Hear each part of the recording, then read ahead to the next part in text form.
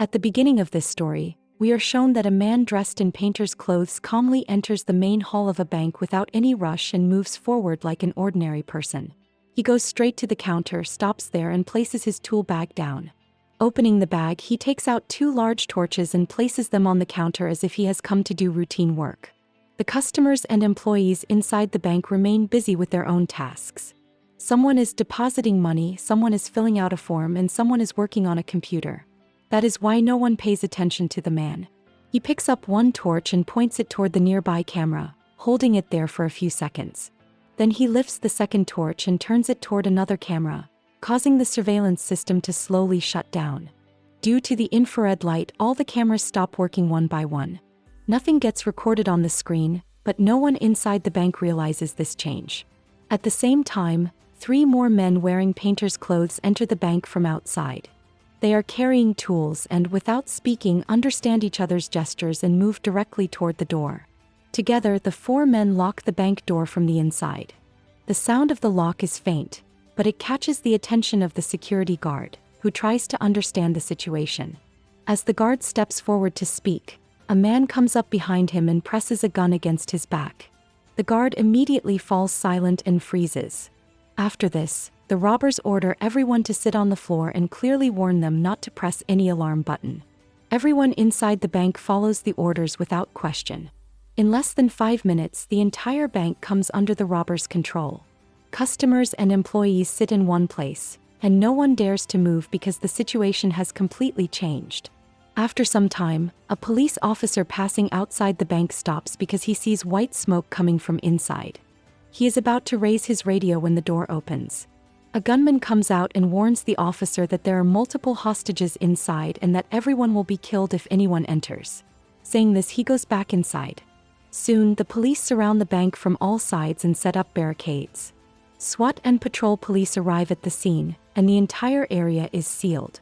Arthur Case, the chairman of the Manhattan Bank Board, is informed about the incident.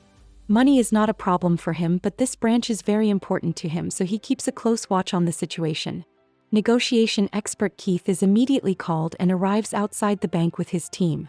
Since the situation inside is unclear, the police decide to wait for communication. Inside the bank, the robbers order everyone to gather in front of the vault. Employees are made to stand on one side and customers on the other. Everyone stands quietly without asking any questions. The robbers then demand that all hostages hand over their mobile phones. One by one, people step forward and give their phones, knowing that resistance is useless. A pile of phones forms on the floor. The last person, named Peter, says that he forgot his phone at home that day.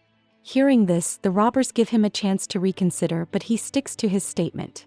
Without arguing, the leader picks up another phone and checks the contact list. Within moments, he finds Peter's number and calls it, causing a ringtone to be heard inside the bank. Shortly after, the leader retrieves Peter's phone from a back room. He takes Peter inside and then returns. After this, no one dares to lie about anything. All the people are then divided into 2 groups, with men on one side and women on the other. The robbers give identical clothes and masks to all the hostages. Within a short time, everyone inside the bank looks the same, making it impossible to tell who is a robber and who is a hostage. Among the crowd is an elderly man with a heart condition. The leader lets him go because he does not want anyone to die inside the bank and give the police an extra reason to intervene. Outside, the police remain fully deployed. No sound comes from inside and time passes slowly. The negotiation expert keeps trying to understand the situation, but the information remains extremely limited. Inside, the robbers move toward the storage room. They do not touch the money in the vault at all. Shelves are removed and a drill is used on the floor to open the lower surface. Outside, the police assume the robbers are preparing to escape through a tunnel. However, the real plan inside is something entirely different, and every step is executed in a pre-planned sequence. During this time, the robbers lock the hostages in small groups in separate rooms. This makes it impossible for anyone to know who is with whom. The situation inside the bank remains fully under control. Outside, the police wait, while inside the robbers calmly continue executing their plan. Time becomes crucial for both sides. If you have stayed with the story so far, get ready for the next part because it will completely change the direction of the plan. After some time, one hostage is released outside the bank.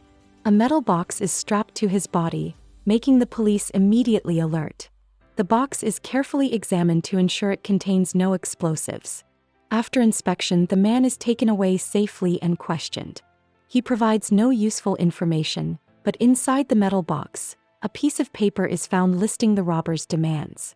The police read it carefully.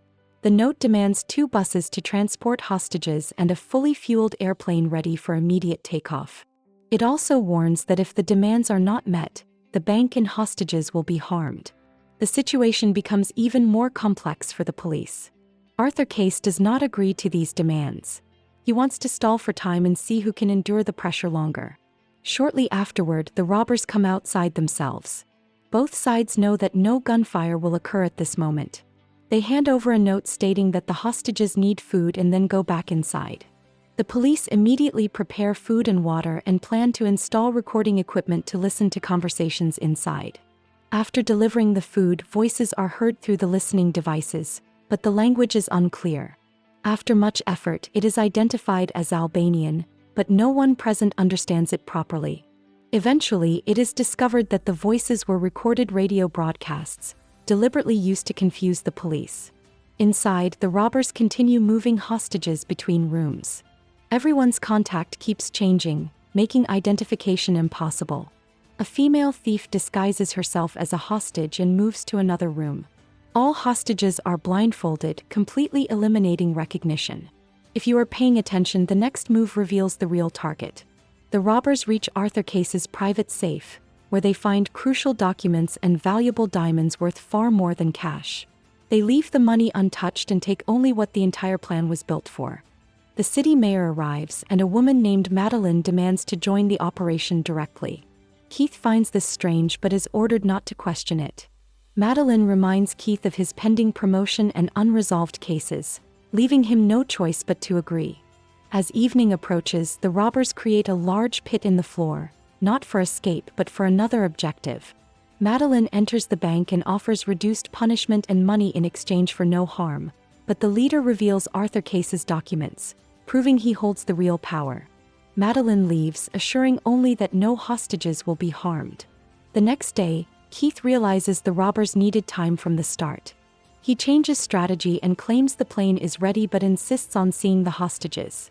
After confirming everyone is safe, he leaves, sensing something is wrong. Soon, a staged hostage killing is shown on camera. Police prepare to assault. Keith suddenly recalls the metal box and discovers a listening device inside it. The robbers have been monitoring the police all along. Inside, the final phase begins. Smoke bombs are released, hostages are evacuated, and robbers blend in among them. The SWAT team storms the bank, only to find no robbers, no stolen money, no tunnel, and no real weapons. Everything was a decoy. Identification fails because every hostage can verify each other. Fake guns and staged evidence confirm the deception. Arthur Case closes the case, but Keith continues investigating and discovers an unregistered safe, number 392. Inside a hidden room, he finds documents proving the bank's true value lay not in cash but in ownership papers. The robbers executed a perfect illusion. By the time the truth emerges, they are gone, living new lives. Keith realizes some battles are won not by force but by intelligence.